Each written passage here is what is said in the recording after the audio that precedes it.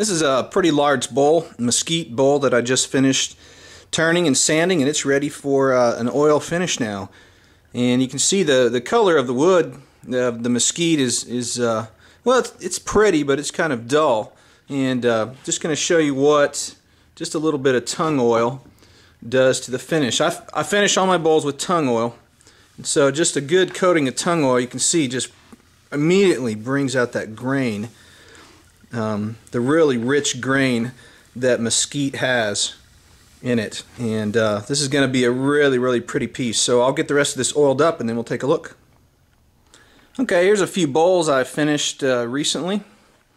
Now we'll start with this one over here. These two are dry, and I've oiled them last week, and so they're dry and ready to buff, and so I'm going to buff them here in a few minutes. But this is a really nice piece here, a good piece of mistletoe burl with all the nice holes in it. Really pretty grain. Here's a kind of a natural edged bowl with an interesting crack running through it that goes all the way through. And here's this one that I just finished oiling. Very nice large mesquite bowl. Nice finish there on the bottom, little detail work, and lots of cracks in mesquite. This one has quite a few very distinct cracks going through it, but that's just the nature of mesquite. Finding mesquite without cracks is really difficult to do, and you won't find too many bowls made out of mesquite, especially this big, that don't have some cracks in them. But it doesn't compromise the integrity or the beauty of the bowl. So yeah, this one turned out pretty nice. Has a pretty nice profile on it. So I'm going to buff these right here and show you the last process I do to finish a bowl. Okay, I'm ready to buff this bowl right here.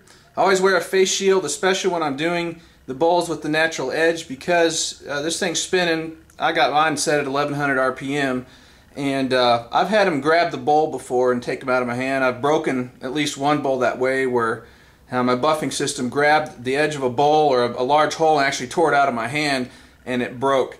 So I always wear my face shield just in case. It's always good to be safe. And this is the buffing system I have. It's just the Beal buffing system with the 3 wheels with the Tripoli wax, or the Tripoli compound, the white diamond, and the Carnauba wax for a nice finish. So let's get started.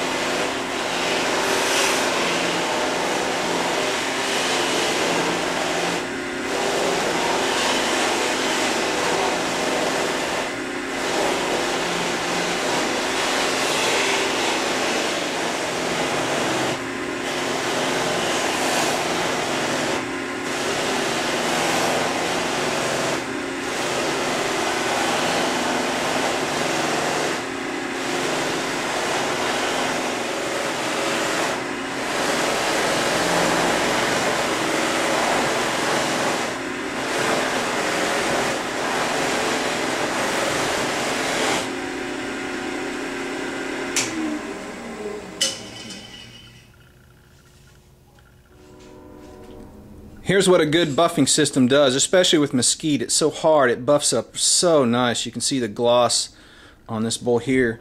Here are 2 bowls from the same piece of wood. This is the one I just finished buffing, and this one I have not buffed yet. This one I'll be buffing soon.